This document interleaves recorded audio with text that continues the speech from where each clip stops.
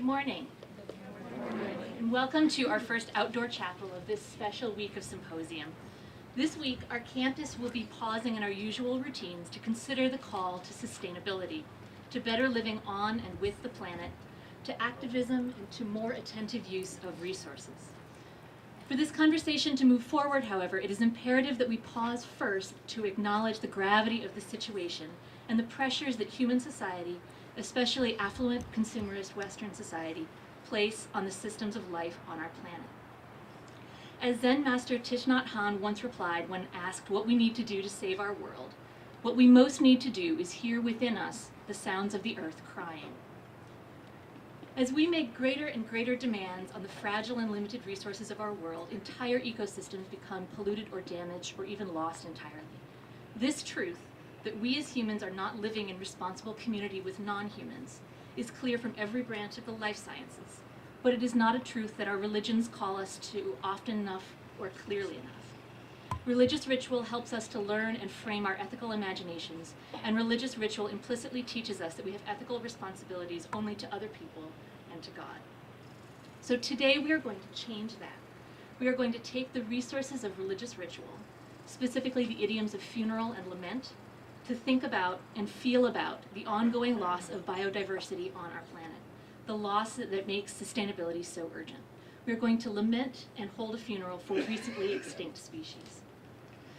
Scientists don't know how rapidly the Earth is losing biodiversity or how quickly species are going extinct, but they estimate it currently to be happening at a rate 1,000 to 10,000 times faster than if the Earth were not in crisis.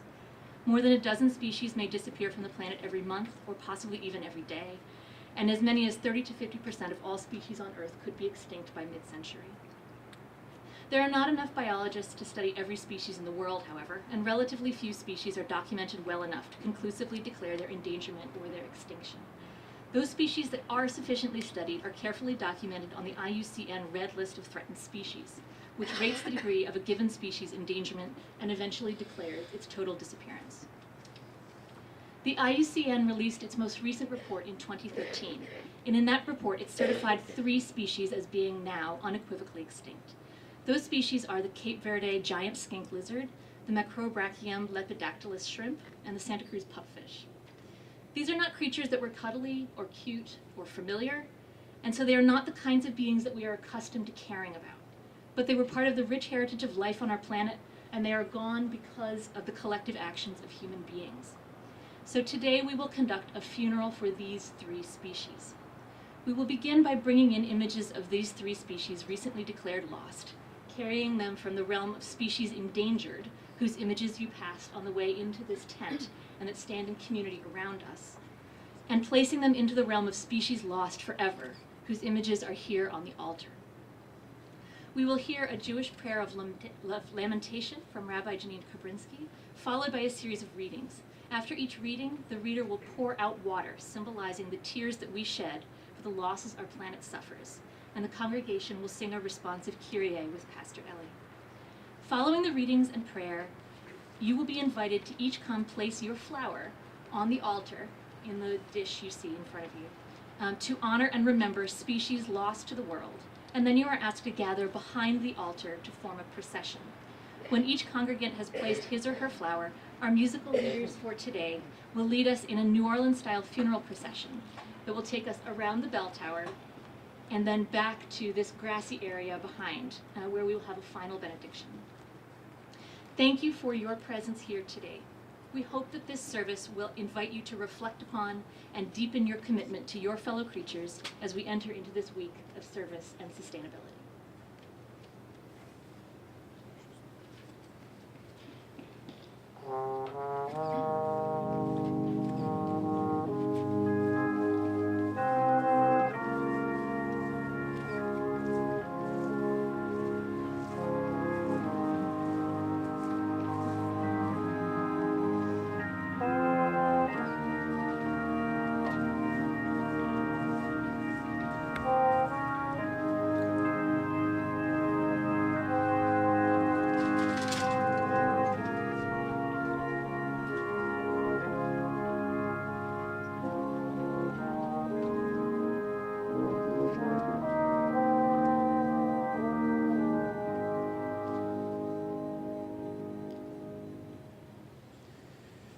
Hail,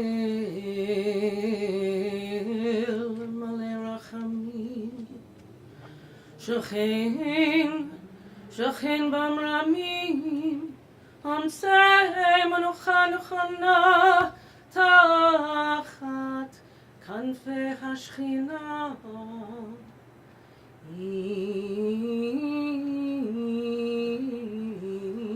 Kadoshim Torim, Kazohar Harakiam Zechirim, Nishmat Yakireinu, Shehalachu L'olamam, Baal Harachamim, Yastirem Kasefer Kanafav L'olamim, Bitror,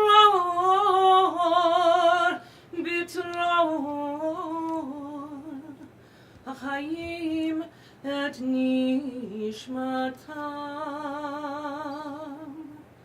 Adonai hu nachalatam, v'nanuchu b'shalom, b'shalom, al mishkavam, v'nomar, Amen.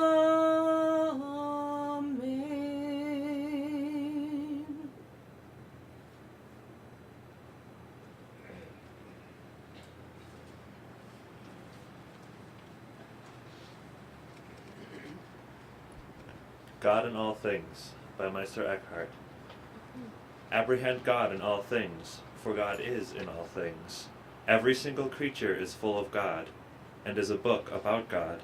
Every creature is a word of God. If I spent enough time with the tiniest creature, even a caterpillar, I would never have to prepare a sermon. So full of God is every creature.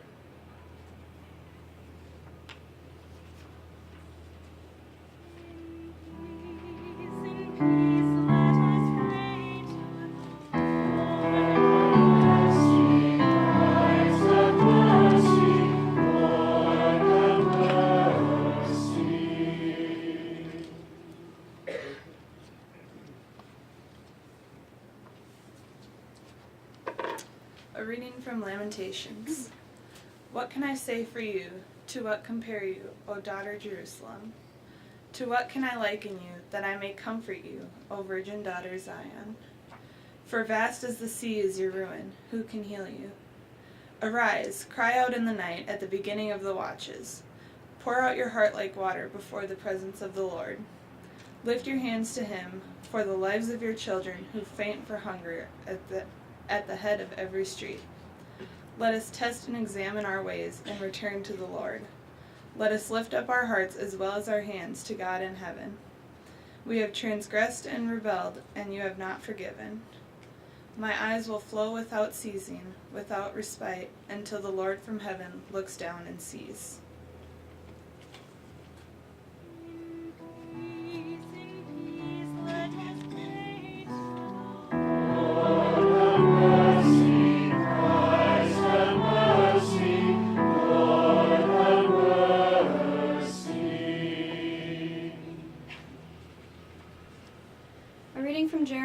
Chapter 4, verses 19 through 26.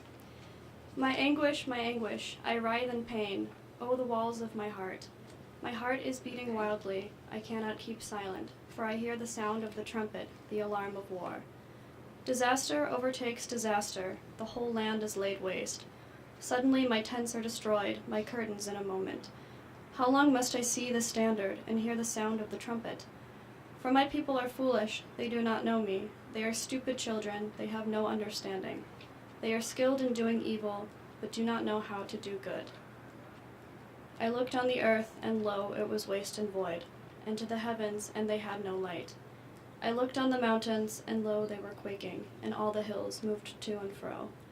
I looked, and lo, there was no one at all, and all the birds of the air had fled. I looked, and lo, the fruitful land was a desert, and all its cities were laid in ruins, before the Lord, before his fierce anger. In peace, let us pray.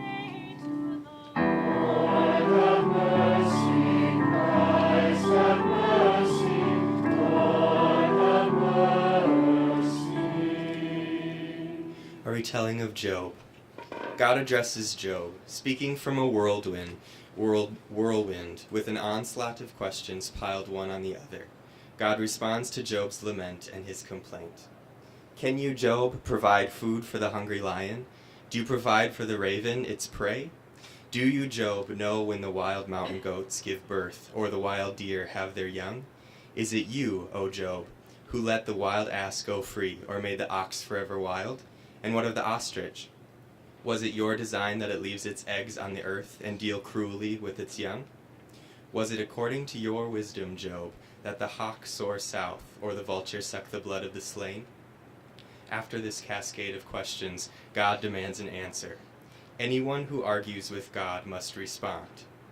Job has publicly reproached God, and now God awaits his answer. Job simply states, I am small. And so he places his hand over his mouth, having spoken once of things he claimed to know but really did not.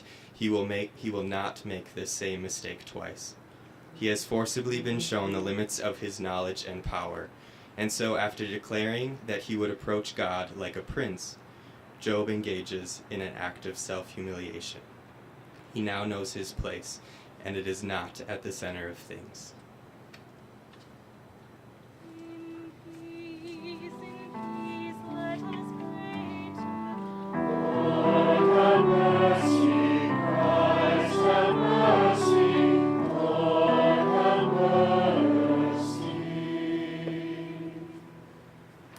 Please join me in prayer.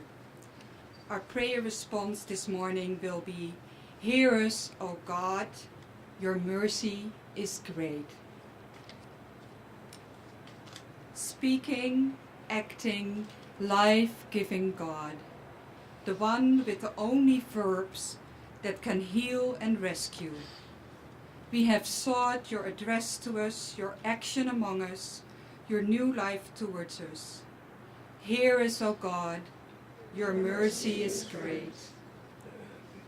Giver of life, we pause to remember our place at the beginning of the 6th great extinction on planet Earth.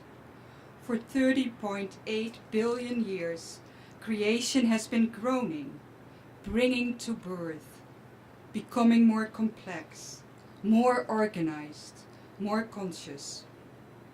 The other great extinctions during the past 450 million years happened by forces beyond our control, anyone's control. Now, for the first time, our species is ruining whole ecosystems, aborting entire groups of interdependent species. We acknowledge that we play a part in this dying by our carelessness, ignorance, and indifference. Forgive us our part in the death of healthy ecosystem and the resulting extinction of creatures in whom we believe divinity lives and acts. Hear us, O God. Your mercy is great. Spirit and sustainer of life, we give thanks for the sacred mystery that caused and continues creation. We affirm the multiple transformation of Earth's life so far and the relentless evolution towards ever greater consciousness in the future. We affirm the billions of species that have inhabited our planet in beautifully webbed communities, microorganisms, plants, fish, birds, mammals. We affirm that we came from Earth and exist like all species in a communion of life. Hear us, O God. Your mercy is great. Compassionate love. Today we grieve humans' lack of awareness of and concern about the destruction of independent communities that have taken billions of years to develop. We grieve the climate disaster that is extinguishing habitats and the multiple species within them. We grieve the more than 1 in 4 flowering plants, the 1 in 5 mammals, the nearly 1 in 3 amphibians, and the 1 in 8 birds that are vulnerable to being wiped out completely. Today we grieve the Cape Verde giant skink, which lived on the Cape Verde Islands and has gone extinct due to overhunting and prolonged drought. We also grieve today the Macrobrachium leptodactylus shrimp of a freshwater shrimp species of Java, Indonesia. And we grieve for the Santa Cruz pupfish. Hear us, O God. Your mercy is great. Word of hope. We are grateful that 90% of species under the Protection of Endangered Species Act are recovering at a rate specified by their Federal Recovery Plan. We are grateful that British oil company SOCO International agreed to suspend exploration in a national park in the Democratic Republic of Congo, home to half the world's critically endangered mountain gorillas. We thank all the activists who signed a petition to stop the oil drilling.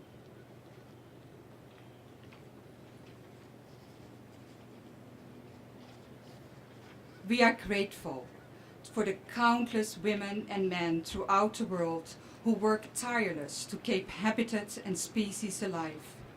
And we are grateful to the organizers of the Global Climate March, which will take place next week in New York, and for the many people who will be participating. And God, we are grateful for the sustainability work done here at Concordia, and pray that our week reflecting and working together will strengthen our efforts on behalf of this, your beautiful planet, so that all of us may live an abundant life.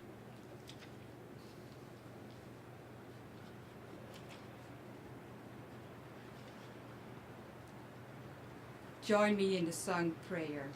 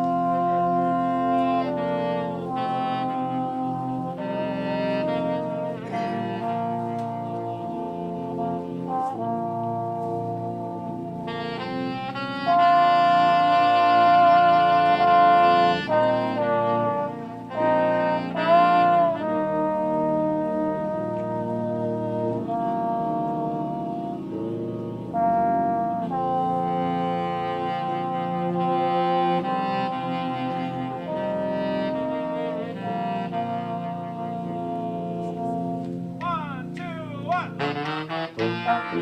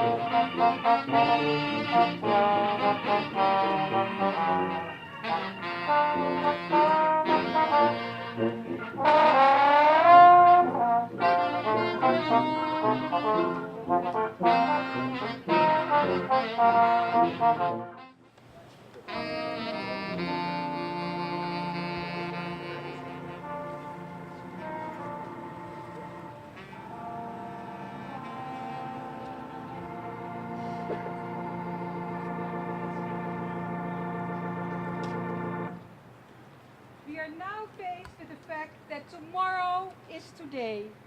We are confronted with the fierce urgency of now. Now let us begin.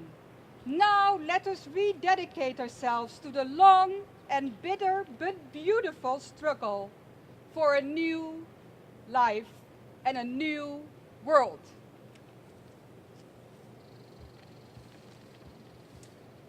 Peace be to you all.